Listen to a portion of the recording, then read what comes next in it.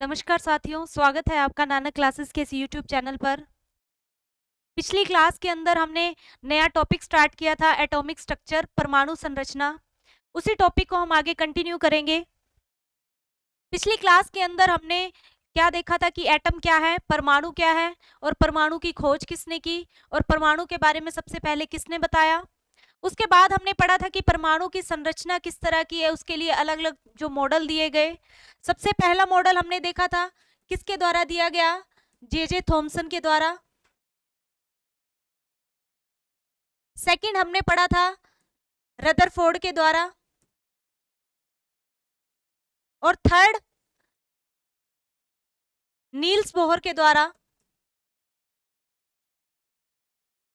तो तीसरा जो सर्वमान्य मत था नील्स बोहर के द्वारा दिया गया था। नील्स बोहर ने क्या कहा था कि किसी भी परमाणु के अंदर मध्य में या सेंटर में नाभिक के अंदर न्यूट्रॉन और प्रोटॉन प्रेजेंट होते हैं और इलेक्ट्रॉन जो होते हैं वो इसके चारों तरफ क्या करते हैं, एक निश्चित पथ के अंदर इलेक्ट्रॉन क्या करते हैं, चक्कर लगाते हैं नाभिक के चारों तरफ। ये क्या था, नील्स बोहर के द्वारा दिया गया जो मॉडल था। इसके बाद हमने देखा कि इलेक्ट्रॉन किसी भी परमाणु के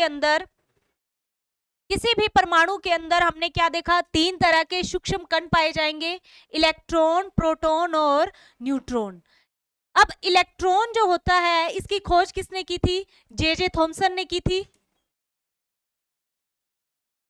और प्रोटॉन की खोज किसने की थी, गोल्डस्टीन ने।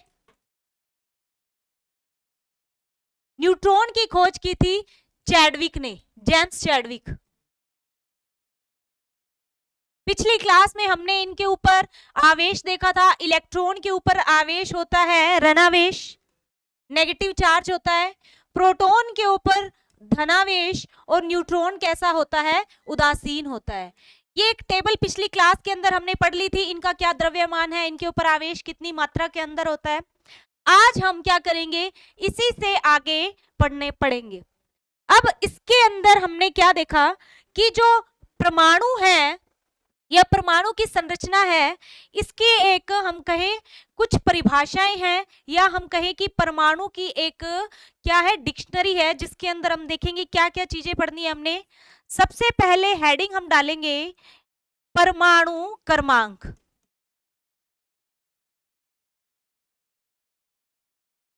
जिसको बोलते हैं एटॉमिक नंबर। परमाणु क्रमांक क्या होता है, तो हमारे पास या हम कहें कि केमिस्ट्री के अंदर 118 तत्वों की खोज की जा चुकी है और तत्व हमें पता है किससे मिलकर बने होते हैं, एक ही तरह के परमाणुओं से मिलकर बने होते हैं। अब किसी भी परमाणु का हम आसान भाषा में कहें कि उसका रोल नंबर, वो उसका क्या है, परमाणु क्रमांक है या हम कहें एटॉमिक नंबर है।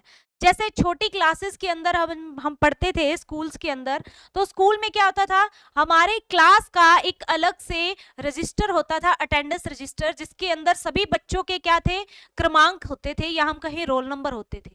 उसी तरह से जो 118 तत्व हैं, यह एक आवर्त सारणी के अंदर व्यवस्थित है और उस आवर्त सारणी के अंदर इनको एक क्रमांक दिया हुआ है या रोल नंबर वाइज इनको क्या किया गया है, व्यवस्थित किया गया है। वही इनका क्या है, परमाणु क्रमांक है। ये तो हुआ आसान भाषा के अंदर। यहां हम देखते हैं आवर्त सारणी, ये रही, ये देखो यहाँ पर 118 तत्वों की एक आवर्त सारणी है। इस आवर्त सारणी के अंदर अब देखो पहले नंबर पे यहाँ पर क्या है, हाइड्रोजन।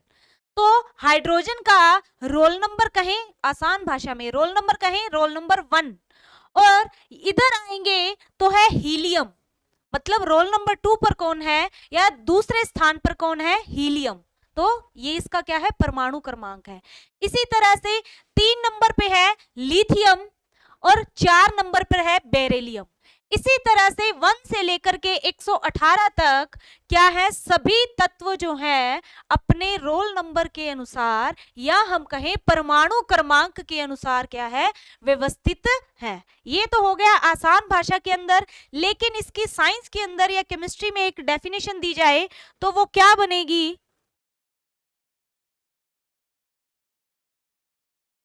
किसी भी परमाणु के नाभिक में उपस्थित प्रोटॉन की संख्या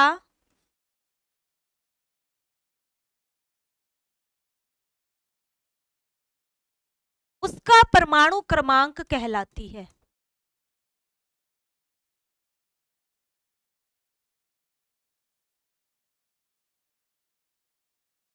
क्या कह रहे हैं कि हमें पता है किसी भी परमाणु के नाभिक में क्या उपस्थित होते हैं, न्यूट्रॉन और प्रोटॉन।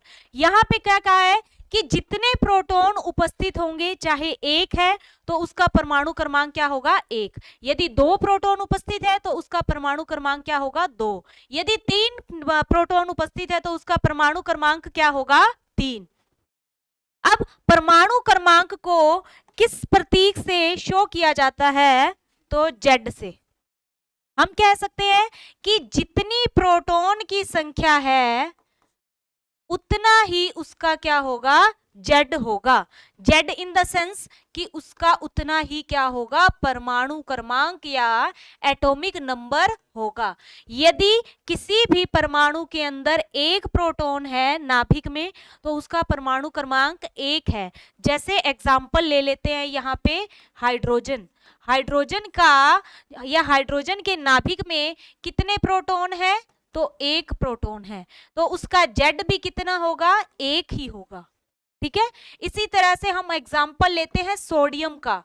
सोडियम के नाभिक में कितने प्रोटॉन है, तो 11 प्रोटॉन है। और आपसे पूछ लिया जाए जेड कितने होंगे या हम कहें परमाणु क्रमांक कितना होगा, तो वह 11 ही होगा।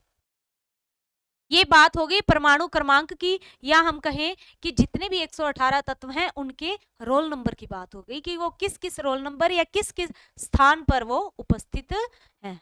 अब नेक्स्ट हम बात करते हैं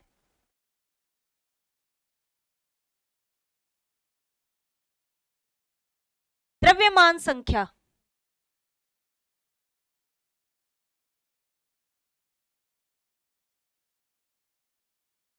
द्रव्यमान संख्या इंग्लिश में कहते हैं मास नंबर या परमाणु भार। इंग्लिश में बोलेंगे एटॉमिक वेट। अब यहां पर देखें कि द्रव्यमान संख्या क्या होती है, तो द्रव्यमान संख्या की एक डेफिनेशन दे तो डेफिनेशन में लिखेंगे किसी तत्व के या किसी परमाणु के किसी भी परमाणु के नाभिक में उपस्थित न्यूट्रॉन प्लस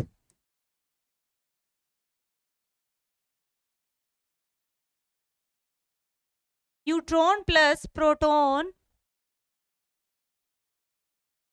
की संख्या का योग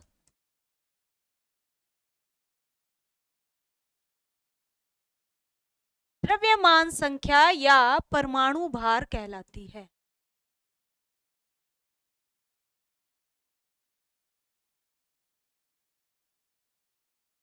अब हमने परमाणु की संरचना के अंदर देखा था, ये एक एटम है। इस एटम के केंद्र में इसका क्या है, नाभिक है, न्यूक्लियस। इस न्यूक्लियस के अंदर न्यूट्रॉन और प्रोटॉन प्रेजेंट है और इसके चारों तरफ क्या है, इलेक्ट्रॉन जो है वो चक्कर लगाते हैं। क्या करते हैं, इलेक्ट्रॉन चक्कर लगाते हैं। ये थी हमारे पास परमाणु की संरचना। अब हमें पता है कि मास नंबर क्या है, कि नाभिक में उपस्थित न्यूट्रॉन प्लस प्रोटॉन का योग क्या होता है, द्रव्यमान संख्या कहलाती है। और इस द्रव्यमान संख्या को किस लेटर से इंडिकेट करते हैं, तो ए। हम लिख सकते हैं A इज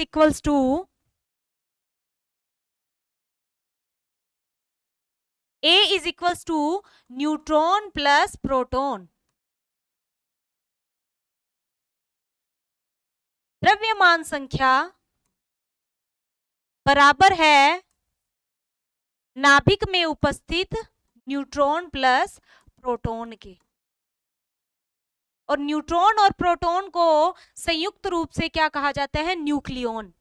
ठीक है, अब यहां पर हमने कह दिया कि मास नंबर क्या है? न्यूट्रॉन प्लस प्रोटॉन के योग के बराबर है। अब हमारे पास नेक्स्ट जो आता है इसे ही हम परमाणु भार भी कहते हैं। नेक्स्ट हमारे पास क्या आएगा इसके बाद? परमाणुीय प्रतीक। परमाणुीय प्रतीक।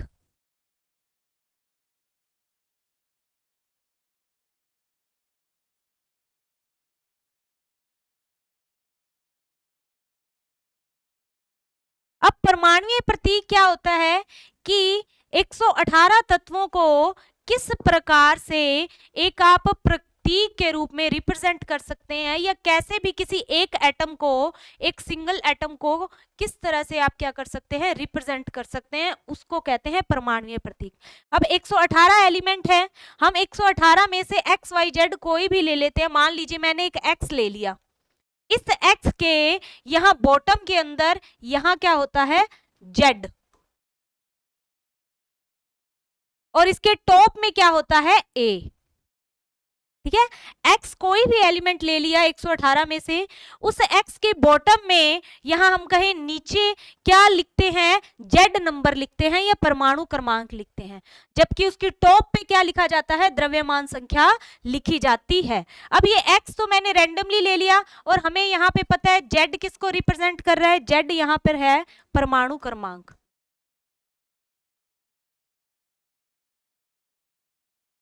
और ए यहां पे क्या है? ए है द्रव्यमान संख्या। ठीक है, ए यहां पे क्या है? द्रव्यमान संख्या है, और एक्स यहां पे क्या है? कोई भी परमाणु है। अब इसी का एक एग्जाम्पल ले लेते हैं, नेक्स्ट हम देखेंगे। एग्जाम्पल में ले लिया हमने ऑक्सीजन। ऑक्सीजन का हमने यहां लिखेंगे 8 16। ऑक्सीजन एटम लिया, ऑक्सीजन के बॉटम में लिखा हुआ है 8 और ऊपर लिखा हुआ है यहाँ पे टॉप पे 16। अब यहाँ पर यदि हमसे पूछ लिया जाए कि आपको एक एटम दिया है, उस एटम के इस तरह से उसको रिप्रेजेंट कर दिया, बताइए इसमें जेड कितना है, ए कितना है, न्यूट्रॉन कितने हैं और प्रोटॉन कितने हैं, ये सब बताना है। तो यहाँ पे हम लिखेंगे, क्वेश्चन है यहाँ पे कि प्रोटॉन की सबसे पहले परमाणु क्रमांक बताइए।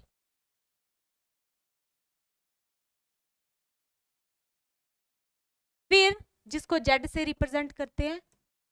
सेकंड नंबर पर प्रोटॉन की संख्या बताइए। थर्ड नंबर पर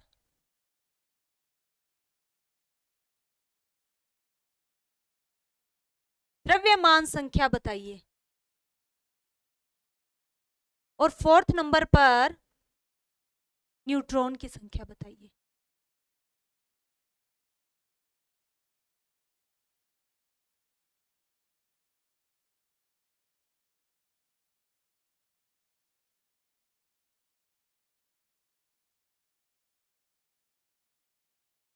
यहां पर परमाणु क्रमांक जेड जो है, मैंने आपको पहले पीछे क्लास में प्रतीक के अंदर, या सॉरी पीछे स्लाइड में बताया था कि इस तरह से किसी भी एटम को रिप्रेजेंट किया जाता है।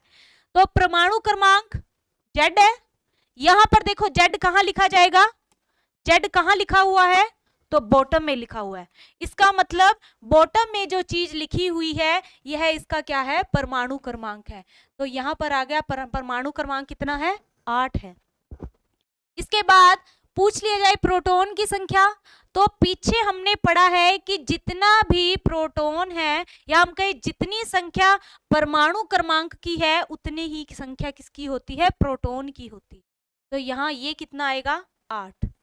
इसके बाद आया द्रव्यमान संख्या। तो द्रव्यमान संख्या जो होती है ये कहाँ लिखी जाती है? टॉप के ऊपर। तो यहाँ टॉप में क्या लिखा है? 16। तो ये कितना है? 16।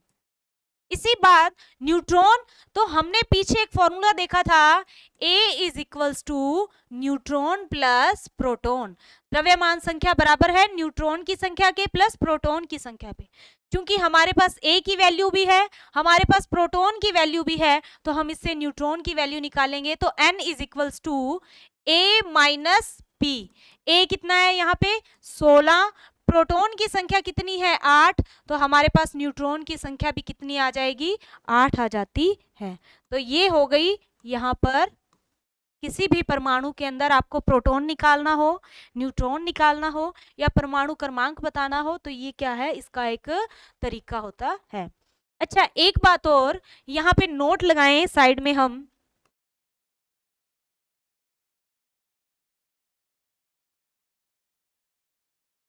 नोट में क्या लिखेंगे कि किसी भी उदासीन परमाणु में, किसी भी उदासीन परमाणु में प्रोटॉन की संख्या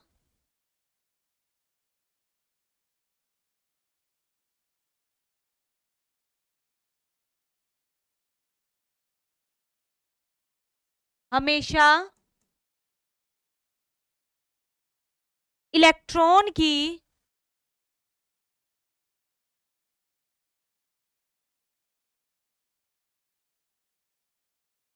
बराबर होती है।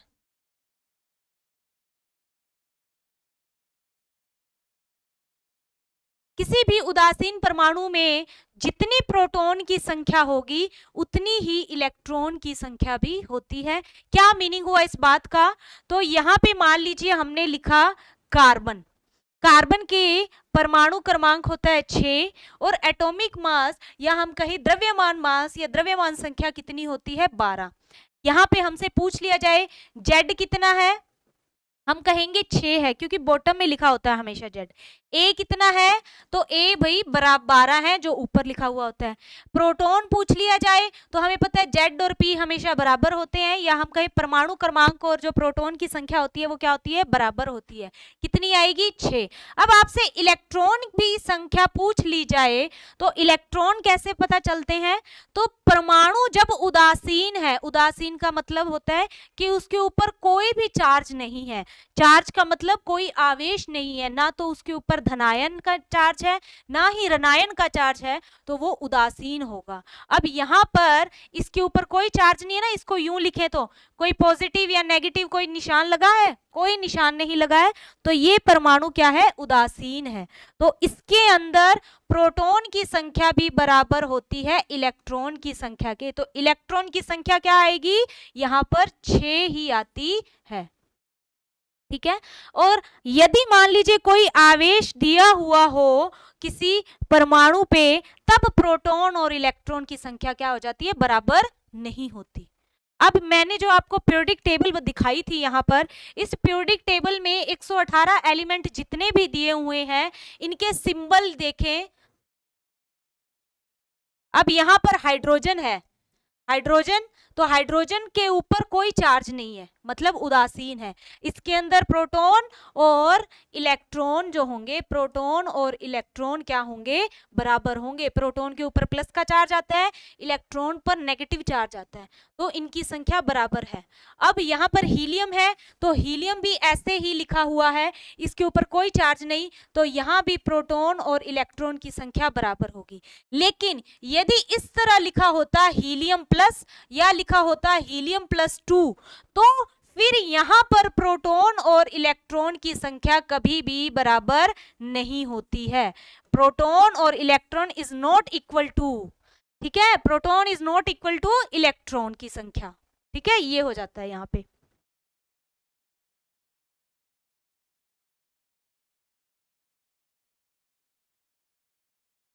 तो पीरियोडिक टेबल के अंदर जितने भी एटम्स दिए होते हैं ये क्या होते हैं, उदासीन है।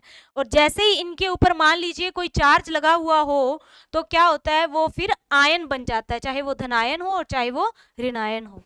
ये बात होगी यहाँ पे इसकी। नेक्स्ट हम देखेंगे कुछ और डेफिनेशंस।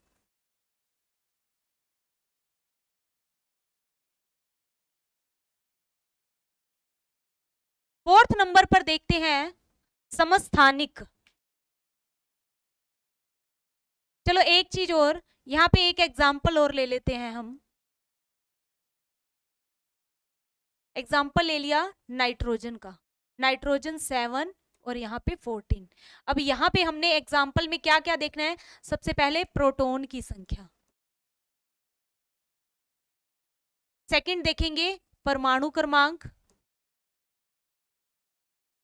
थर्ड देखेंगे द्रव्यमान, 4th नंबर पे हमने देख लिया न्यूट्रॉन, और लास्ट में हमने देखा इलेक्ट्रॉन। इन सभी के बारे में देखेंगे। तो प्रोटॉन कितना होता है, हमने पता है प्रोटॉन जो होगा वो किसके बराबर आएगा, जेड के बराबर होता है। तो यहाँ पर हमने पता है कि जेड बराबर है प्रोटॉन के, प्रोटॉन बराबर है इलेक्ट्रॉन के, ये फॉर्मूला है। प्रोटॉन कितना, जेड के बराबर, जेड कितना है 7, तो प्रोटॉन भी कितने होंगे 7, यहां भी 7, यहां भी 7, और द्रव्यमान कितना है जो ऊपर लिखा हुआ है कितना 14।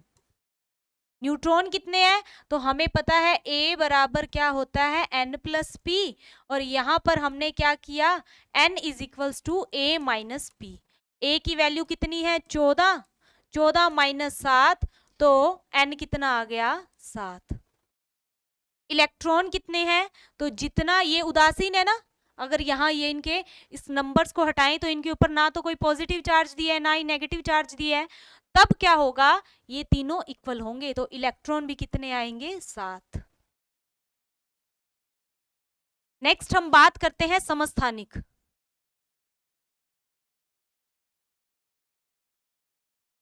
आइसोटोप्स, समस्थानिक क्या होते हैं,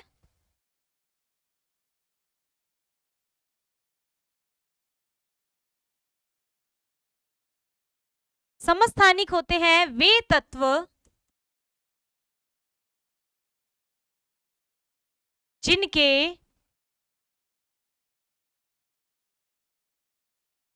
परमाणु क्रमांक समान लेकिन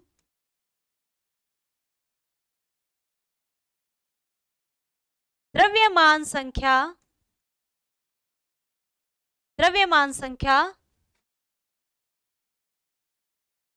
भिन्न भिन्न होती है या डिफरेंट होती है। वे तत्व जिनके परमाणु क्रमांक तो क्या हो समान हो, जेड क्या हो समान हो, लेकिन द्रव्यमान संख्या जो ए होती है वो क्या हो डिफरेंट हो। जेड क्या होगा सेम और ए क्या हो डिफरेंट हो, तो ऐसे तत्व क्या कहलाते हैं समस्थानिक कहलाते हैं।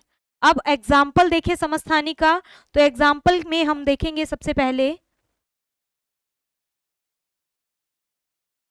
हाइड्रोजन के समस्थानिक।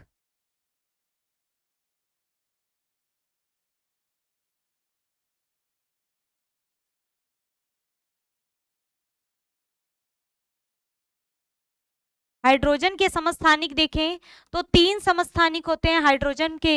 पहला है H1,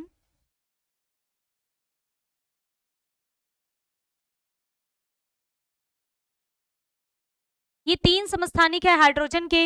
यहां पर हम इनके नाम देखें, पहले का नाम है, अब यहां देखोगे इनके जेड जो है वो तीनों के क्या है सेम है, एक एक है तीनों के, लेकिन इनके ऊपर जो टॉप द्रव्यमान संख्या है वो क्या है तीनों की अलग अलग है। ये क्या होंगे हाइड्रोजन के समस्थानिक हैं। अब इनका नाम देखें तो इसका नाम होता है प्रोटियम, इसका नाम है ड्यूटीरियम, और इसका नाम होता है ट्राइटियम। और ये जो समस्थानिक है हाइड्रोजन का, ये एक गुण प्रदर्शित करते हैं जिनको बोलते हैं रेडियो सक्रियता प्रदर्शित करना या रेडियो एक्टिविटी शो करना। यहां लिखेंगे यह रेडियो सक्रियता प्रदर्शित करता है। अब रेडियो सक्रियता क्या होती है? तो कुछ तत्व, आवर्त सारणी के कुछ तत्व ऐसे होते हैं जो पड़े पड़े या जिनमें से पड़े पड़े कुछ रेडिएशंस निकलती रहती हैं या विकिरणें निकलती रहती हैं। ये विकिरणें हार्मफुल होती हैं, हानिकारक होती हैं, और ऐसे तत्व क्या कहलाते हैं? रेडियो सक्रिय तत्व कहलाते हैं। और उनका यह गुण क्या कहलाता है? रेडियो सक्रियता कहलाता है, या रेडियो एक्टिविटी कहलाता है। तो हाइड्रोजन का जो तीसरा समस्थानिक है, जिसको हम बोलते हैं ट्राइटियम, ये क्या करता है? रेडियो सक्रियता प्रदर्शित करता है। अब इनको इस तरह से प्रदर्शित भी किया जाता है, जैसे इसको लिखा जाता है P प्रोटियम, ड्यूटीरियम D, और इसको ट्राइटियम। ठीक है, ये हो गए हमारे पास हाइड्रोजन के समस्थानिक। इसी तरह से यदि एक और एग्जाम्पल लें यहाँ पे समस्थानिक का ही, तो एग्जाम्पल आता है कार्बन 614 O व नाइट्रोजन 714। अब ये जो है, सॉरी एक मिनट, कार्बन के समस्थानिक की बात करें यहाँ पे, तो दूसरा एग्जाम्पल आएगा कार्बन 612, कार्बन 613, कार्बन 614। ये क्या है? कार्बन के समस्थानिक है। सभी जितने 118 एलिमेंट है सभी के समस्थानिक नहीं होते, किसी किसी एलिमेंट के समस्थानिक होते हैं। अब और वो भी जो खोजे गए हैं वही, यूं नहीं कि 118 है तो 118 के सभी के समस्थानिक होंगे। जिन जिन तत्वों के समस्थानिक खोजे गए हैं उनकी कुछ की हम बात करते हैं। यहाँ कार्बन के भी 3 समस्थानिक होते हैं। ये जो है ये प्रकृति में आपको मतलब देखने को मिलता है। और ये वाला जो समस्थानिक है कार्बन 614, ये क्या करता है? रेडियो एक्टिविटी शो करता है।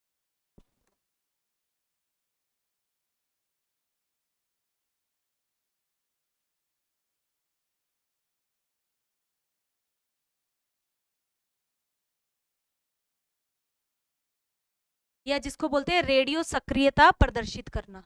अब नेक्स्ट जो समस्थानिक के बाद हम लिखेंगे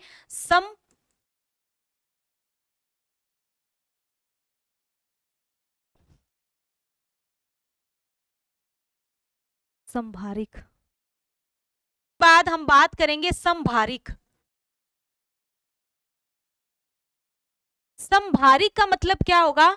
पहले वाली डेफिनेशन में हमने देखा था कि ऐसे तत्व जिनके क्या होंगे? बॉटम सेम होते हैं या परमाणु क्रमांक सेम होते हैं लेकिन द्रव्यमान संख्या भिन्न होती है। यहां पर क्या होगा? ऐसे तत्व जिनके परमाणु क्रमांक तो डिफरेंट या भिन्न भिन्न होंगे लेकिन द्रव्यमान संख्या क्या होती है? सेम होती है। द्रव्यमान संख्या जिसे हम A से डिनोट करते हैं, A क्या होगी? सेम होगी, या हम कहें समान होगी। ऐसे तत्व क्या कहलाते हैं? ऐसे तत्व समभारिक कहलाते हैं। यहाँ Z से शो करेंगे। एग्जाम्पल की बात करें तो एग्जाम्पल आएगा यहाँ पे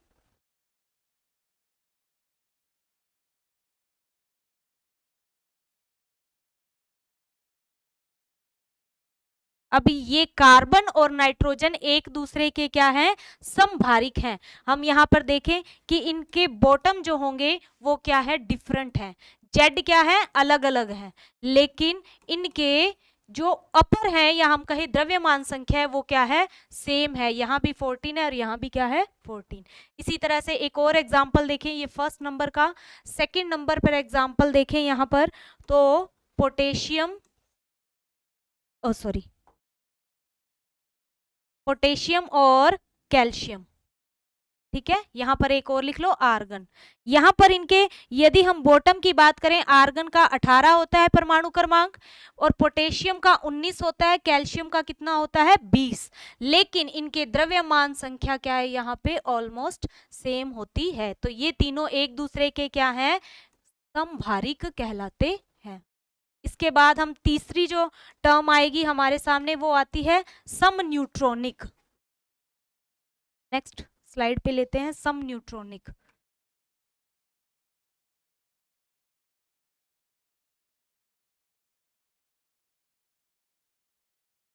नाम से पता चल रहा है कि इनमें क्या होगा, न्यूट्रॉन की संख्या सेम होगी। तो न्यूट्रॉन की संख्या सेम होगी तो हम यहाँ पे क्या लिखेंगे, वे तत्व जिनके परमाणु क्रमांक जेड भी क्या हो, डिफरेंट हो, मतलब अलग अलग हो, और द्रव्यमान संख्या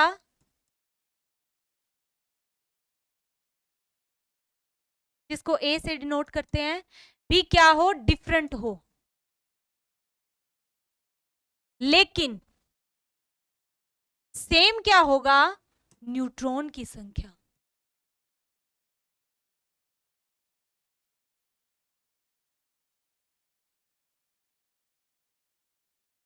न्यूट्रॉन की संख्या क्या हो, सेम हो, तो ऐसे तत्व एक दूसरे के क्या होते हैं, सम न्यूट्रॉनिक होते हैं। एग्जाम्पल लेंगे यहां पे हम,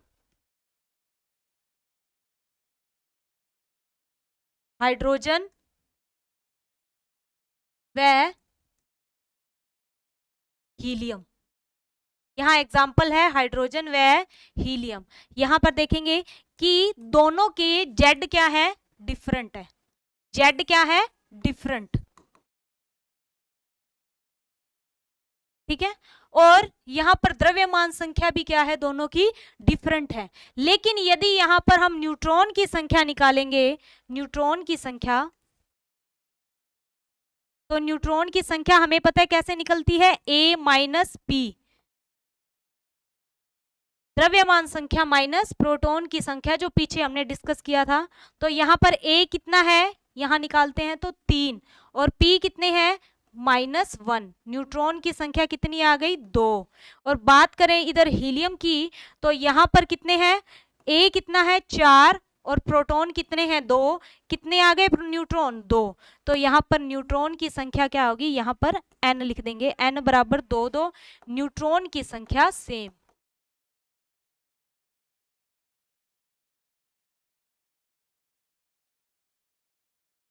ठीक है, तो हमने समस्थानिक, समभारिक और सम न्यूट्रॉनिक के बारे में पढ़ा है। नेक्स्ट हम देखेंगे सम इलेक्ट्रॉनिक।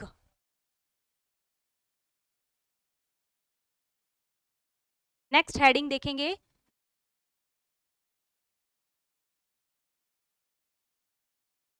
सम इलेक्ट्रॉनिक।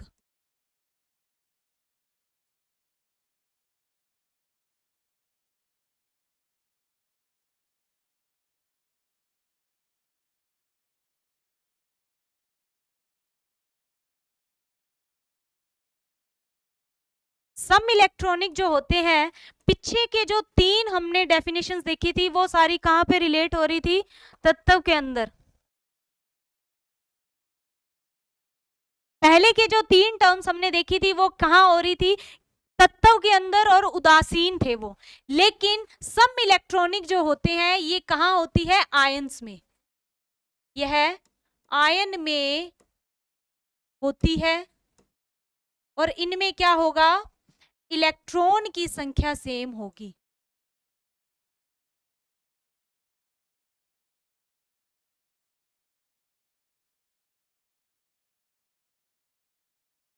एग्जाम्पल्स जो होंगे वो आपको क्या मिलेंगे, आयंस के अंदर मिलेंगे। फॉर एग्जाम्पल जैसे इलेक्ट्रॉन की संख्या सेम है, तो यहां पे मैंने ले लिया जैसे सोडियम।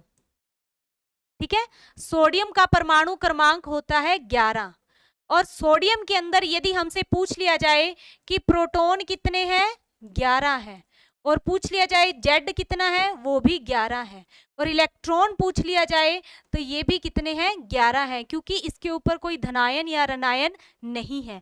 लेकिन यदि इसके ऊपर हमने चार्ज लगा दिया प्लस का, तो इसका मतलब ये कोई आयन बन गया, और कौन सा आयन बना है, धनायन बना है।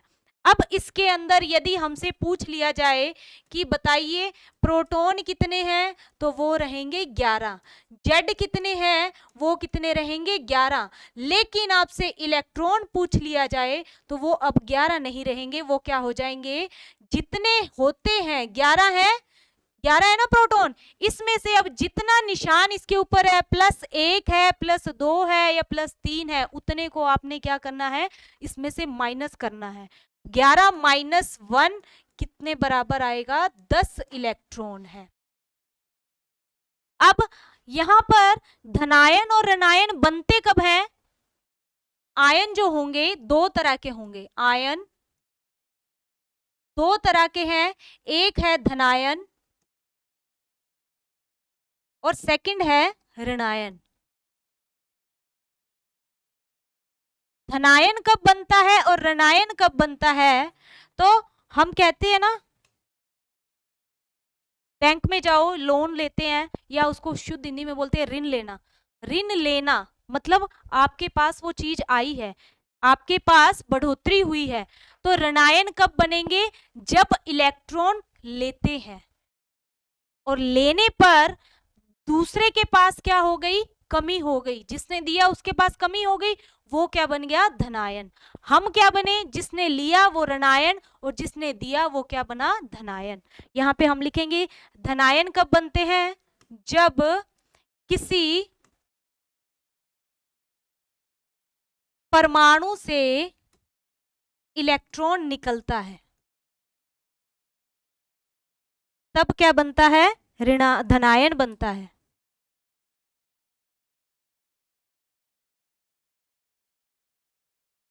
और ऋणायन कब बनेगा, जब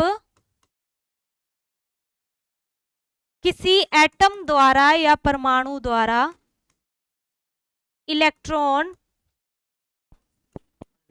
ग्रहण किया जाता है, तब क्या बनता है, ऋणायन बनता है। एग्जाम्पल यहां पे देख दे, एग्जाम्पल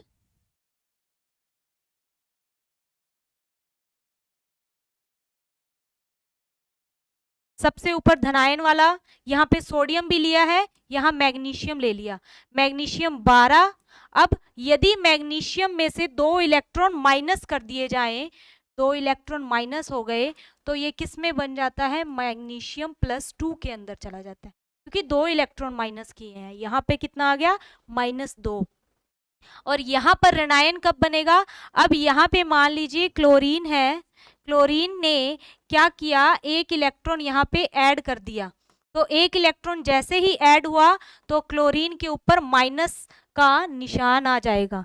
अब यहाँ पर क्या होता है, अब ये +2 माइनस यहाँ हमने निकाले हैं, यहाँ हमने ऐड किया है, ये जैसे जैसे आगे केमिस्ट्री पढ़ेंगे, ये यहाँ पर हमने क्या देखा, सम इलेक्ट्रॉनिक में, कि सम इलेक्ट्रॉन क्या होती है, आयंस में होगी, इलेक्ट्रॉन की संख्या सेम होती है। अब जैसे सोडियम लिया हमने, सोडियम यहाँ उदासीन है तो इलेक्ट्रॉन प्रोटॉन बराबर है, लेकिन जैसे ही इसके ऊपर चार्ज आ गया, प्लस का चार्ज आया है, तो प्लस का मतलब इलेक्ट्रॉन निकला है, तो 11 में से एक इलेक्ट्रॉन निकल गया, कितना हो गया, 10 इलेक्ट्रॉन। आयन बनते कैसे हैं, धनायन और ऋणायन। धनायन कब बनेगा, जब इलेक्ट्रॉन निकलता है, और ऋणायन कब होता है, जब इलेक्ट्रॉन ग्रहण किया जाता है। अब यहां पर एग्जाम्पल जो हम देखेंगे सम इलेक्ट्रॉनिक का,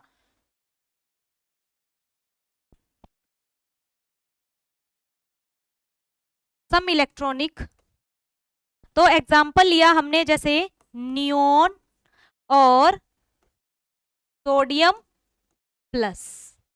यहाँ पे नियोन का परमाणु क्रमांक या जेड कहें कितना होता है, 10, लेकिन सोडियम का वैसे परमाणु क्रमांक उदासीन में कितना होता है, 11। प्रोटॉन कितने हैं, 11। अब यहां पर चूंकि 1 प्लस का धनायन है, तो हम क्या करते हैं, 11 - 1 बराबर कितने आ गए, 10। अब इसके पास क्या है, प्रोटॉन भी 10 है, जेड भी 10 है, यहाँ पे 10 लिख देती हूं मैं, और इलेक्ट्रॉन भी कितने हैं, 10 है। अब सोडियम प्लस की बात करें, इसके पास जेड कितने हैं, जेड यहाँ पे देखें, यहाँ लिख लेते हैं कहीं पे, जेड कितने हैं, 10, जेड कितने हैं, 10, प्रोटॉन कितने हैं, 10, लेकिन इलेक्ट्रॉन यहाँ पे, सॉरी यहाँ 11 लिखेंगे, जेड कितने हैं, 11, प्रोटॉन कितने, 11, लेकिन इलेक्ट्रॉन कितने हैं, 10 है, क्योंकि इसके ऊपर आयन है, आयन के कारण -1 हो गया, कितने हो गए, इलेक्ट्रॉन 10। तो यहाँ पे नियोन और सोडियम एक दूसरे के क्या है, सम इलेक्ट्रॉनिक है। एक और एग्जांपल लेते हैं, यहाँ पे हमने एग्जांपल ले लिया, सेकंड एग्जांपल लिया, यहाँ एग्जांपल लेते हैं आर्गन। आर्गन का परमाणु क्रमांक होता है 18 और इसी की कंपैरिजन करते हैं हम क्लोरीन। यहां पर क्या देखेंगे कि इसका होता है 17, लेकिन यहां पर हमने एक नेगेटिव का निशान लगाया हुआ है। अब ये दोनों एक दूसरे के सम इलेक्ट्रॉनिक है, कैसे है, तो यहां Z कितना है 18, क्योंकि Z और प्रोटॉन बराबर होते हैं 18। अब प्रोटॉन 18 है तो इलेक्ट्रॉन भी क्या है 18, क्योंकि ये उदासीन है, कोई चार्ज नहीं है। यहां बात करें Z कितने हैं 17 और प्रोटॉन कितने हैं 17, लेकिन इलेक्ट्रॉन 17 नहीं होंगे, इलेक्ट्रॉन कितने होंगे 17। एक इसने नेगेटिव है मतलब लिया हुआ है, तो इलेक्ट्रॉन हो गए 18। और यहां देखोगे यहां भी इलेक्ट्रॉन कितने हैं 18 है, यहां हम कहेंगे इलेक्ट्रॉन जो है क्या है सेम है। तो ये एक दूसरे के क्या हो गए सम इलेक्ट्रॉनिक होते हैं। तो ये जो हमारी टॉपिक था परमाणु संरचना वाला ये पूरा हो गया है। हम थोड़ा सा इसको रिकॉल करते हैं। परमाणु संरचना के अंदर हमने सबसे पहले देखा था कि परमाणु क्या है। परमाणु की संरचना के लिए मॉडल दिए गए, मॉडल था जे थॉमसन का मॉडल, रदरफोर्ड और नील्स बोर। सर्वमान्य मत था इनका कि किसी भी परमाणु के केंद्रक में क्या होगा नाभिक, नाभिक में क्या होते हैं न्यूट्रॉन प्रोटॉन और इलेक्ट्रॉन चारों तरफ क्या लगाते हैं चक्कर लगाते हैं। नेक्स्ट हमने कुछ डिक्शनरी शब्दकोश देखा। परमाणु क्रमांक इसको Z से डिनोट करते हैं। परमाणु क्रमांक बेसिकली क्या है एक रोल नंबर है, किसका, जो भी तत्व है आवर्त सारणी के अंदर या परमाणु है उसका।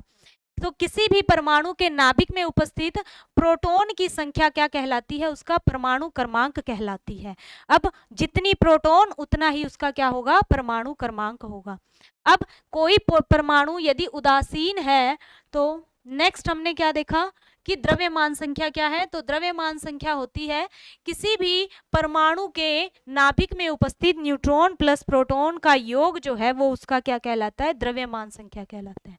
अब परमाणुीय प्रतीक में देखा कि इसको डिनोट करेंगे बॉटम में परमाणु क्रमांक और अप ऊपर यहाँ पे क्या है द्रव्यमान संख्या है। इसके एक दो हमने न्यूमेरिकल भी किए हैं। यहाँ पे हमने नोट लगाया कि किसी भी उदासीन परमाणु में प्रोटॉन की संख्या हमेशा इलेक्ट्रॉन की संख्या के क्या होती है बराबर होती है। कब, जब तक उसके ऊपर कोई चार्ज ना हो। अब नेक्स्ट हमने देख लिया एक न्यूमेरिकल किया। समस्थानिक क्या होते हैं, जिनके परमाणु क्रमांक समान हो लेकिन द्रव्यमान संख्या क्या हो भिन्न हो, वह समस्थानिक कहलाते हैं। यहाँ हाइड्रोजन के समस्थानिक देखे हमने। नेक्स्ट हमने कार्बन का भी देखा। उसके बाद हमने एक नई समभारिक देखे। समभारिक क्या होते हैं, ऐसे तत्व जिनके क्या हो परमाणु क्रमांक तो भिन्न हो लेकिन द्रव्यमान संख्या क्या हो सेम हो। ये इनके एग्जांपल्स देख लिए। नेक्स्ट हमने देखा सम न्यूट्रॉनिक, जिनके Z भी अलग अलग हो और द्रव्यमान संख्या भी क्या हो डिफरेंट हो, परंतु समान क्या होगा न्यूट्रॉन की संख्या समान होगी। ये हमने यहाँ पे इसका एक एग्जाम्पल देखा। नेक्स्ट हम देखेंगे सम इलेक्ट्रॉनिक, मतलब इलेक्ट्रॉन की संख्या सेम होगी। इनके जो एग्जाम्पल्स होंगे ध्यान रखना उनमें एक कोई ना कोई उदासीन होगा और दूसरा कोई ना कोई आयन दिया होगा, चाहे वो धनायन दिया हो चाहे ऋणायन दिया हो। धनायन कब बनेगा, जब इलेक्ट्रॉन निकलते हैं, और ऋणायन कब बनता है, जब इलेक्ट्रॉन ग्रहण किए जाते हैं।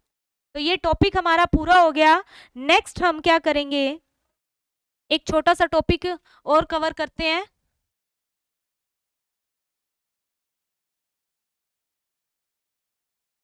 भौतिक व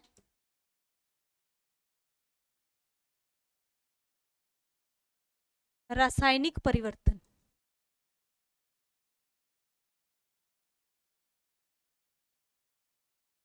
भौतिक व रासायनिक परिवर्तन पदार्थों का भौतिक व रासायनिक परिवर्तन के उदाहरण देखने हमने।